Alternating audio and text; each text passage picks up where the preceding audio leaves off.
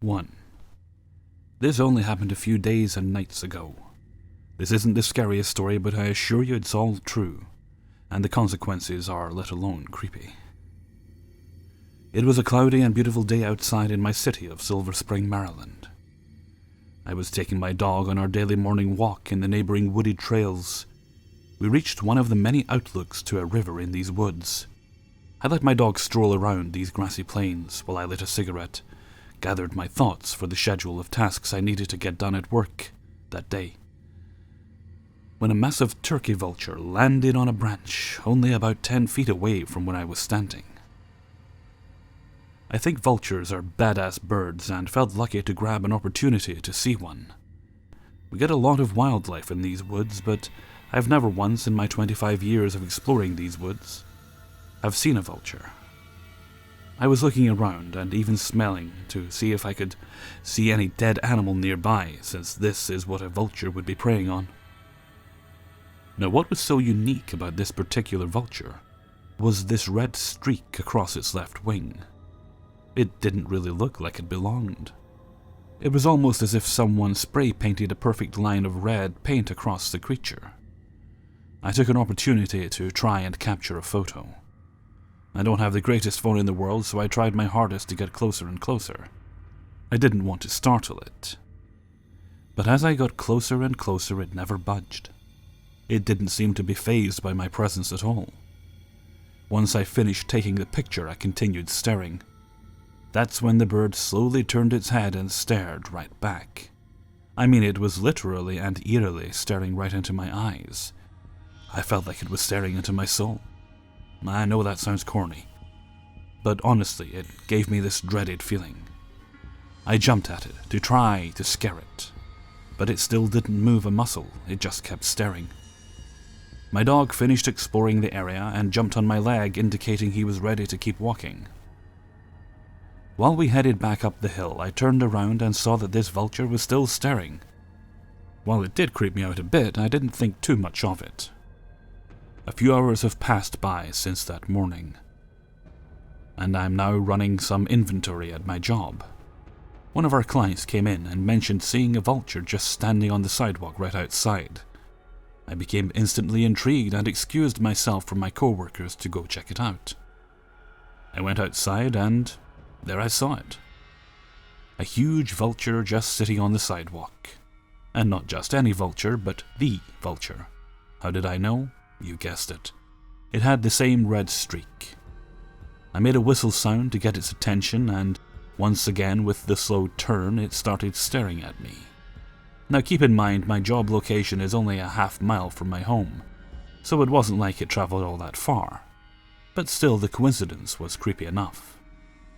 I went back inside and continued my work, but still had that bird on my mind. It's now been another few hours and I'm ready to clock out of work. It's starting to get dark. I don't live far, so to save money, I walk to work.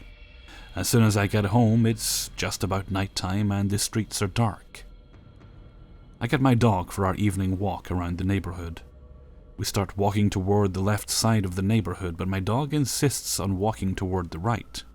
He can be stubborn and not move when he wants to walk his way, but this is because he knows if we go the way he wants, he'll be able to walk to one of our neighbors' homes where another dog lives at, that my dog is good buddies with. However, this route takes a lot longer, and I needed to get to bed early this night, so I wanted to go the easier route.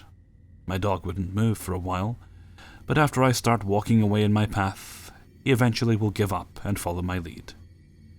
We start off walking on a street that usually will have a streetlight on, but this night it didn't seem to activate at its normal time. So this strip is almost pitch black, aside from the neighbor's faint porch lights that barely light up the street. Suddenly my dog pauses and starts to growl, while he stares at something. I stop him before he runs. I look over to see what he sees, and once again it's the vulture. Now it's harder to see this time, but by the size and shape of the bird, I can tell it's a vulture. However, this time I cannot see its color, so I obviously don't see the red streak. But from what has happened today, I can't help but think it's the same one. The shadowy vulture is just standing there right in the middle of the street. I try scaring him away, and my dog barks as well. However, this time the vulture didn't stare, at least not for now. I get spooked by this event and decide I don't feel safe with my small rat terrier friend to be around this gigantic beast. As I pick my dog up and start walking back the steps we came from, I reach the sidewalk in front of my house and look back. The bird is staring again. I'm so far away, but yet I can see that it's looking right at me. I'm now determined to see if it's the same bird, so I run into my house to grab my bright-ass LED flashlight. As I come back outside and blast my light, the bird is gone. I walk over to the exact spot it was standing, and I swear I can't make this shit up. A line of red graffiti is painted on the road. Now this isn't uncommon. We have a lot of construction happening in the neighborhood, and the workers will often tag different parts of the road, sidewalk, and even trees. But it still doesn't change the fact of how creepy all of these coincidences are. Now, like I said, that wasn't the scariest story, but I've got to admit, it was beyond creepy. I haven't seen the vulture since that day, and nothing bad happened that day either. But does anyone have an explanation for this coincidence? Was this vulture following me all day, and why? 2. There are 3 incidents I would like to talk about that happened to me. Hopefully they aren't too long. First, a bit of info about myself. I am a 23-year-old male of Hispanic descent. I love things supernatural and things of the unknown. I am not really religious like my mother, but open to the possibilities. She would always bring up God in everything. For example, formations of the cloud to show Jesus and stuff like that. She would say, "See, God is real, there's your proof." But what I really like that my mom does is she would tell me about Mexican myths and legends, because I've always liked hearing them. In a way, bad legends and myths would be proof for her to say the devil exists too. This legend or myth is about the owl. It reminds me of the movie Final Destination, now that I think about it, when the owl showed up before someone died. Before I tell my experience, I would like to say I know the difference between a mourning dove call and an owl's hoot. They can be similar, in my opinion, but the owl's hoot is longer with a bit of deepness to it. Mourning doves build nests near my house by the hanging plants outside, so I hear them when they make noises. Sometimes I get them confused, but after hearing it 2 or 3 times, I can definitely tell the difference. The legend, or myth, goes like this. Supposedly, if you ever hear an owl at night, it means a death in the family or someone you know. The closer and louder the owl's hoot is, the more close to you that person is. Like a close cousin, immediate family member, brother, loud hoot, versus a distant relative or someone you met once, far away hoot. The first incident wasn't directed toward me, but I still heard it.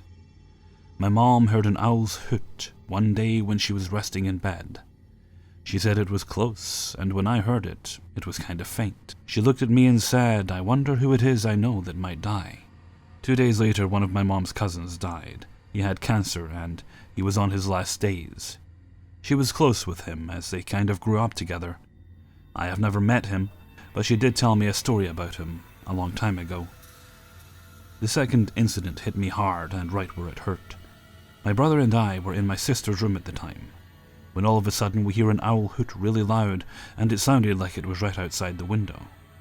We all jumped up and went to tell our mother. She said she didn't really hear it that loud, just kind of faint. But she didn't think much of it. My brother and I ran outside with his green laser that he had. We saw it on the wooden telephone pole. I hope that's the right definition, not too sure. It was about 40 feet away and 30 feet high. I saw the owl and pointed the laser at him. I scared it away. And he was big, and I mean really big. We both ran back inside in fear of it attacking us. The next day, we found out my aunt on my dad's side, who I was close with growing up, was found dead. My aunt, her 3 kids, and the husband were all found murdered in Puebla, Mexico, in a house they stayed and took care of. It was later known that the husband shot everyone and then turned the shotgun upon himself. He killed my aunt, 31, his 1.5-year-old son, and his stepsons, 3, 5, and 9. Not too sure on the ages. They had been dead for 4 days and were recently found because her brother, my uncle, was concerned. He hadn't seen his sister in a while and started looking for her. When my family found out what happened, my mother said, I think the owl was your aunt trying to tell you goodbye. And at that I was a little more happy about it, knowing that it could have been my aunt letting me know that she is leaving this world. The third incident happened on a separate occasion with my brother and me. This happened in April of 2017. My mom's boss of 40 years was sick, old age, and was released from hospital saying there is nothing they can do. I was walking from the library of my college to the parking lot when I hear a loud hoot. It came from the tall trees. I couldn't tell where it came from even with my glasses on. I know it was on a tree, but I could not get a good fix on where that owl was. 2 weeks later I'm in class, and I was told my mom's boss, Mr. Steele, just passed away. I left class and went to see him. I have known Mr. Steele for a long time, but I'm much closer with his wife, who died a few years earlier. I still thought of him as an uncle or grandfather figure. I didn't connect the two incidents until much later when I was talking to my brother about hearing an owl. I told him where I heard it and he said, "Yeah, between the library and on the way to the parking lot, right?" I was like, "Yeah, I heard it there." My brother and I go to school on different days, Monday and Wednesday for me, and Tuesday and Thursday for him. So that owl was there for 2 or 4 days, depending on when my brother heard it. That was odd to me because I have been going to that school for 2 years and never heard an owl there.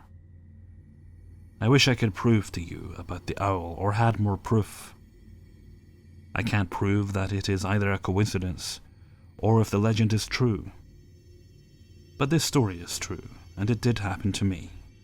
If anyone knows about this legend or myth, please let me know your thoughts in the comments below. Thank you all for listening. 3. So this happened in the early 2000s when pagers were all the rage. My father and stepmother purchased their new home. It wasn't a typical family house. It consisted of 2 floors with a porch enclosed leading to full basement, and an outer door leading to the backyard and garage. My father and stepmother decided not to renovate the house, rather keep the house as 2 floors, each floor having its only back door leading to the porch, etc. Me and my siblings were all coming over to help unpack and collect our belongings and meet our new stepbrother. The moment I arrived with my sister, we got a few calls from our siblings and parentals being tied up at work, so it seems we would be doing all the unpacking. We were on the 2nd floor and spent most of the morning clearing out most of the boxes and debated on finding food.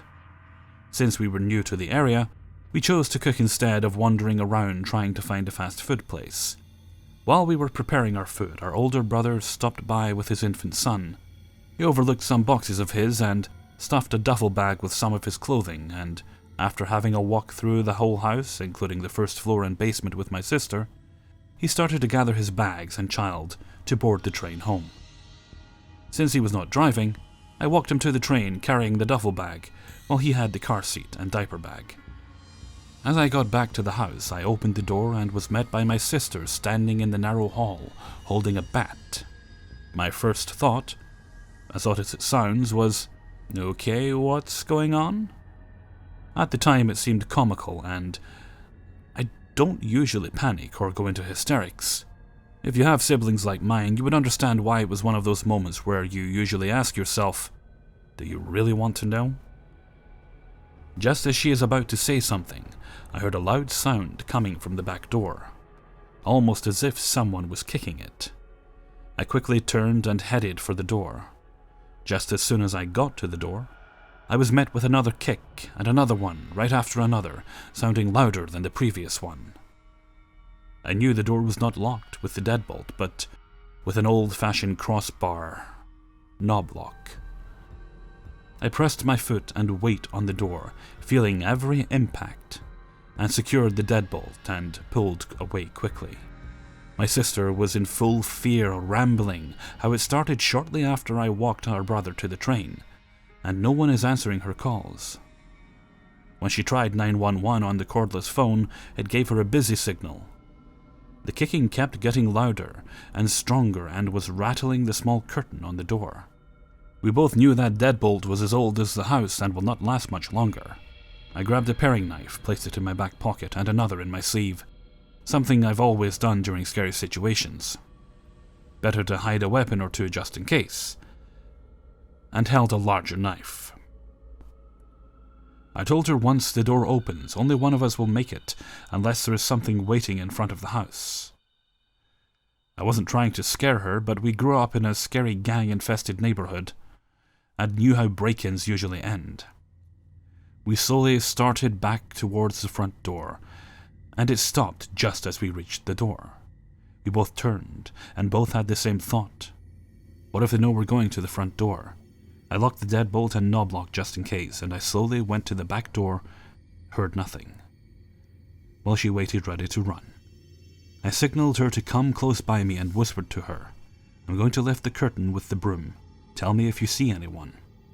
I know, stupid idea, but part of me was hoping it was a big joke.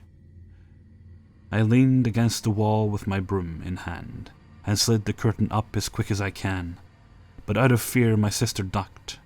From my angle I glanced down and saw nothing. As soon as I stood up, the kicking started at full force. At that moment my sister had enough, and ran like a bat out of hell. Just as she made it to the door, my father, brother, and cousin walked in carrying bags of cleaning supplies. I walked over to explain to my dad what was happening, just as our cordless phone started ringing off the hook. Every person she called was returning her number, including 911, asking if there was an emergency or if a child was playing on the phone. After we explained to my dad what was happening, he unlocked the door and saw the black scuff surface marks on the door. He, along with my brother and cousin, went through the house and basement. Prior to us moving in, my father replaced all the locks and window locks. They checked every room and lock, even the garage. All locks were secure from the inside, and still dusty from the lock replacements. Other than the marks on the door, there was no sign of a break-in. The following week, my father painted over the marks, and we never spoke about it again. I'm not sure if they believed us or if they think it happened because I'm what they call a witch. Either way, both my sister and I remember that day, and can't explain what happened. 4. This story did not happen to me. It was told to me by my parents, but I was present in one encounter. One day my parents were driving around town looking for yard sales when they noticed a couch on the side of a road. It was strange because this couch was in perfect condition. So they got off and knocked on the door. An old lady answered. "You throwing that couch away?" "Yeah, take it out of here," the old lady replied. My dad thought this was a bit strange, but they needed a couch at the time. So my dad loaded it up and took it home. A week passed, and my sister drops by my parents to visit. When she pulls up, she notices there's a man standing behind the screen door inside the house. Must be one of my dad's friends, she thought. When she enters the house, she looks around and finds my parents in their room watching TV. "Where's that guy at?" "What are you talking about?" my parents replied. "That guy that watched me pull up to the house, who was wearing an orange jacket." My parents were confused and told her, "It's just us here, no one else." My sister just went along with it, and told herself it was just her mind playing tricks, and continued with her day. On another day, my dad woke up from a nap, and got up to use the restroom. As he passed by the living room, he noticed a woman sitting on the couch. He didn't stare right at this person, more like a quick glance. So him in the restroom started talking to this woman, thinking it was my mom. He realized he wasn't getting any replies, so when he walked out of the restroom and looked towards the living room, no one was on the couch. He walked to the front door to look outside, and saw that my mom's car wasn't there. So he called my mom on her phone. "Hello," my mom answers. "Why did you walk off and leave when I was trying to talk to you?" my dad said. "What are you talking about? I'm at the store getting some groceries. I've been gone for about 30 minutes now." "Oh, never mind. It was probably a dream," my dad replied. After getting off the phone, my dad thought it must have been him just barely getting up and his mind foggy. There weren't any more sightings from the man my sister saw, but family members continued seeing this woman. Trust me, I thought it was everybody's mind just playing tricks, until I myself went to visit my parents on a Sunday afternoon. It was a normal football Sunday, just my mom, dad, and I. After the game, I was sitting on the lazy boy, and my parents were on the couch taking selfies. Then something caught my mom's attention when viewing the photos. She zooms in and shows me and my dad the photo on her phone. "What the hell? Is that someone's face?" my dad said. I looked and saw the face as well. It was a woman I have never seen before. You could see this woman clearly, but the rest of the picture was blurry. I was confused. How can this happen, I thought. We looked at my mom in shock. We were speechless. Nobody in my family could explain this or recognize the woman. Could this be the woman that everyone was seeing glances of? The woman on the couch?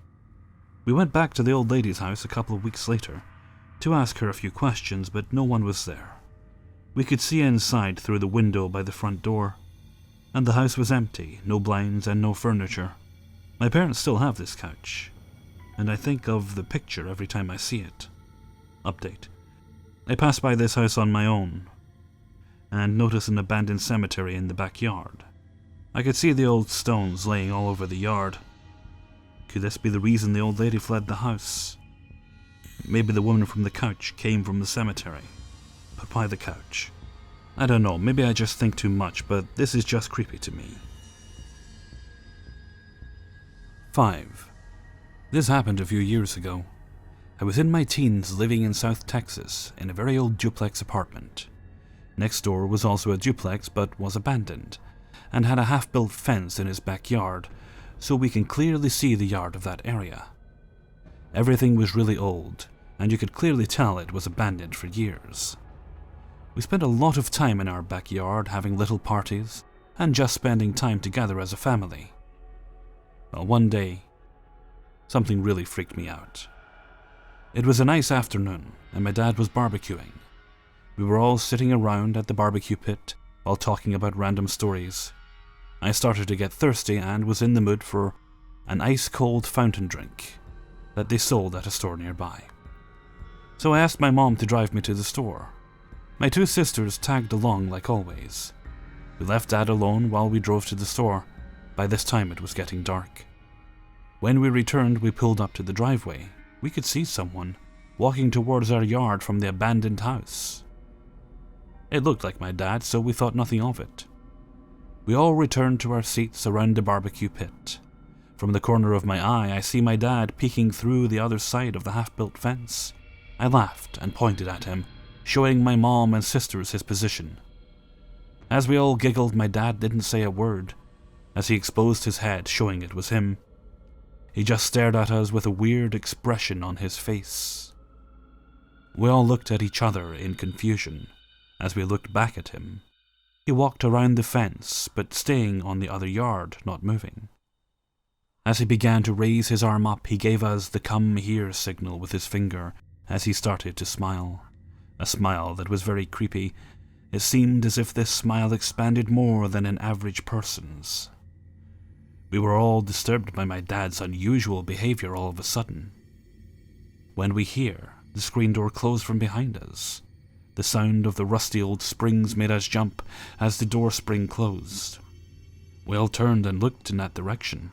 It was my dad, with the last of the food on a plate, and all the hair stood on the back of my neck as I turned to look toward the fence.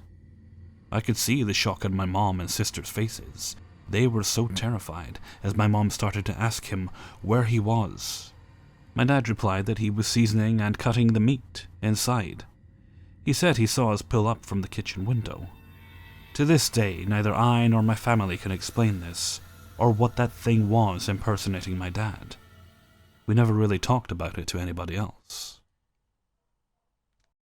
Hey everybody, Hellfreezer here, and thank you very much for listening to 5 True Scary Subscriber Stories, episode 60.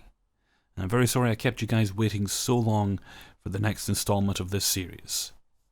Now, because I've been away for a little while, because I've been uploading as frequently for the past 4 months, I think it was, it's had a bit of an adverse effect on the channel. View numbers are lower than they should be, certainly far lower than I'd like them.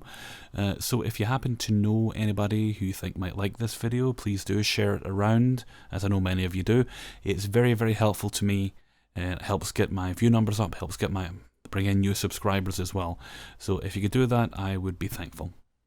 Okay, with that, I'm going to head off for now. So until next time, thank you very much for listening, and take very good care of yourselves.